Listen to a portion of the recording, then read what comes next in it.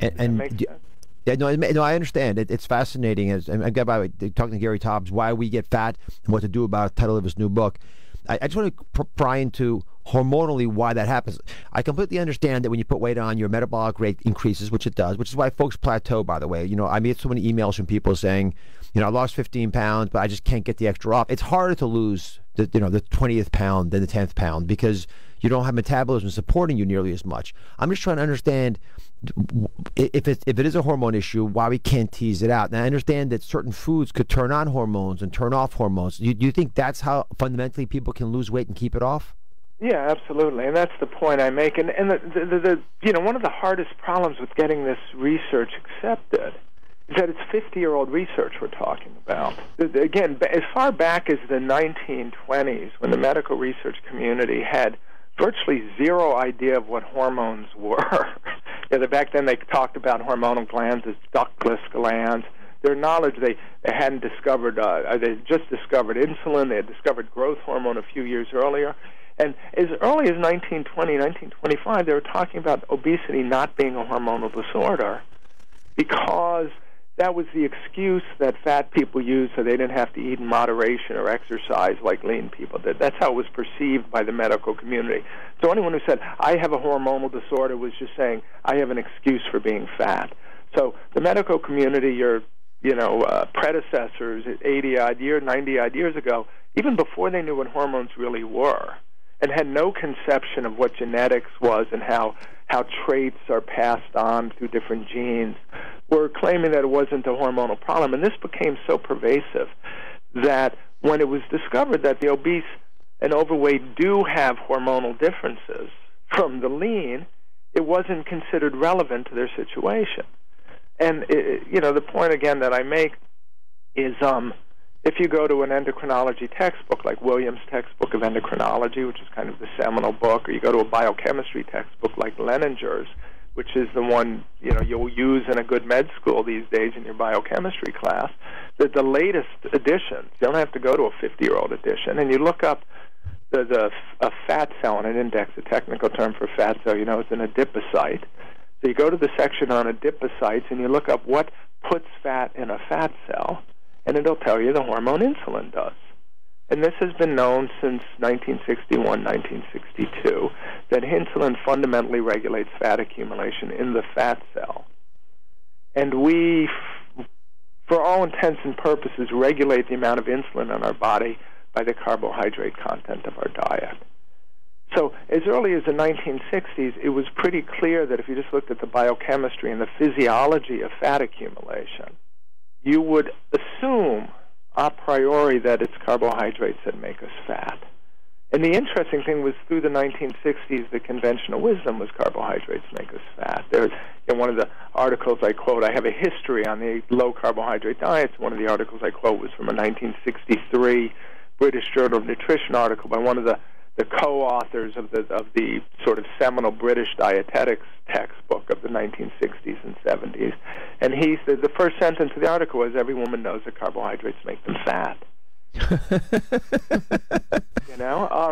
Let me shift to exercise for one second because it comes back to your theme. So you're arguing, again, correctly, that insulin is a major driver of fat accumulation in fat cells.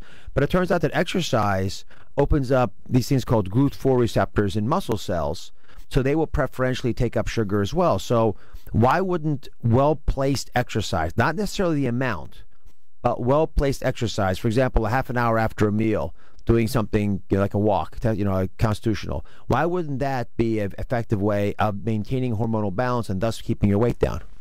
It could be. It could be. But here's the issue with exercise. This effect on the GLUT4 transport is basically what exercise does. It makes the muscle cells more sensitive to insulin. So this is a good thing. We want our muscle cells, our lean tissue, to be more sensitive to insulin.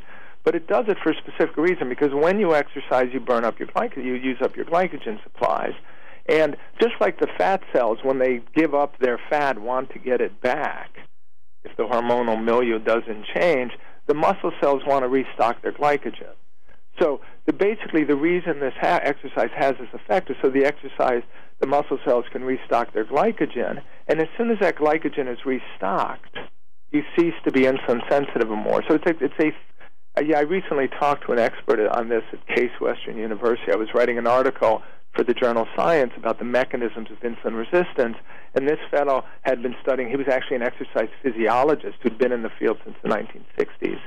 And as he explained to me, it's a 36-hour effect, but it ends as soon as you have your first carb-rich meal, because that's when you can restock the glycogen. So the exercise could be beneficial, and I believe it probably is, in terms of undoing this sort of fattening effect of carbohydrates in the meal, if you believe I'm right. But if you don't eat the carbohydrates in the first place, you don't have to do the exercise. And I'm a big fan of exercise. I do it myself. I've done it my whole life. We've talked about this before. Mm-hmm. But just in terms of weight loss, the argument I'm making is, well, in terms of weight gain, and that's why the book is called Why We Get Fat. And if I had my druthers, there wouldn't have been a subtitle and what to do about it. Because I think the fundamental argument is, why do we get fat? Do we get fat because we eat too much and exercise and we're too sedentary, which is the ubiquitous conventional wisdom? Or do we get fat because some items of our diet are uniquely fattening? In the same way that we know cigarettes cause lung cancer, is it possible that carbohydrates, and specifically the kind of carbohydrate-rich foods we consume today and have for the past couple centuries, do those trigger a dysregulation of this insulin signaling system so that we take the fuel we consume and the technical term is we partition it excessively into our fat tissue? And when I lecture about this, I did to your cardiothoracic surgery group a few years ago, the argument I'm making is, when you say we get fat because we overeat or you're sedentary, you're virtually completely ignoring the regulation of the adipose tissue, the fat tissue. And we all know that everything in the human body is carefully regulated. It's an amazing system, and it doesn't work. That's why when you start to get fat, you get all these other metabolic disorders and diabetes and heart disease. So, it's 2011. If we actually paid attention to how our fat tissue is regulated, which we have known since the 1960s, then you come to the conclusion that it's carbohydrates that make you fat, specifically the easily digestible ones, the refined carbs, and the sugar is assuredly the worst, sugar and high fructose corn syrup. Let me just, if I could, because I'm sure that listeners are thinking about two big issues here. The first is, there are some people who seem to be able to get away with a high-carb diet. Perhaps percentage-wise less than we would think, but there are some people who just seem to be able to do that. Or people go on a diet and they don't adopt a low-carbohydrate diet and they still manage to lose weight. What's going on with them? Well, there are two things. The idea is and again, I use cigarettes as a metaphor in the book. Not everyone who smokes cigarettes get lung cancer. Mm-hmm. But of the people who get lung cancer, only, 1 in 10 smokers will get lung cancer? Yeah, less. Of the people who do get lung cancer, the numbers are changing now, but 80 to 90% get it because of cigarettes. And the argument I'm making is, not everyone gets fat when they eat carbohydrates. Some of us are very tolerant. The lucky ones just burn it off, and they're the ones, because they burn it off, they have all this energy to burn, literally. Mm-hmm. And they're the ones for whom exercise is very easy. They just, again, prior to the 1950s or so, physiologists and metabolism researchers, physicians, used to talk about the impulse to physical activity. And that was literally having the energy to burn. So if your body, remember I use this term fuel partitioning, if your body partitions the fuel you consume, and particularly the carbohydrates, towards burning by the lean tissue, then you're going to have a lot of energy, you're going to be lean, you're naturally lean. And, going out for a 5-mile run every day is something you want to do because you want to burn off this energy. Your body literally wants to burn it off. And those of us who partition the fuel preferentially towards fat storage are going to take those calories that you're burning in your 5-mile run and are just going to stick in our fat tissue and take a nap. So the impulse to physical activity, actually the amount of energy you expend, if you look at this underlying physiology and biochemistry and you get away from this belief that gluttony and sloth fundamentally cause obesity, what I'm saying is your body has a genetic predisposition to store calories or burn it. And there's a spectrum of it, obviously, from people like Michael Phelps, who could eat 12,000 calories a day and will then burn off 12,000 calories a day, to, on the flip side, some guy who weighs 1,000 pounds, and every single calorie he consumes goes into storage. And even when he only weighed 200 pounds, he still wasn't moving because his fat tissue was sucking up all the calories. And that genetic predisposition, if you look at the history and the epidemiology and the what we know about what regulates fat tissue, is to how you metabolize the carbohydrates in the diet, how you respond to them, how much insulin you secrete, how sensitive your muscle tissue is to that insulin compared to how sensitive your fat tissue is. And, all these problems we have with obesity can be explained.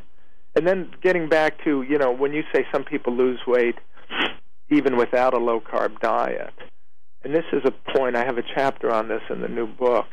When you put someone on a low-fat, low-calorie diet, which is the sort of conventional treatment now, the American Heart Association tells, in order to cut any significant calories at all, you have to cut the carbohydrate content as well.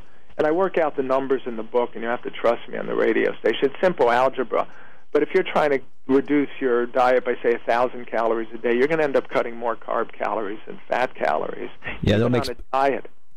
Right. No, it makes perfect sense because we eat so many carbs anyway.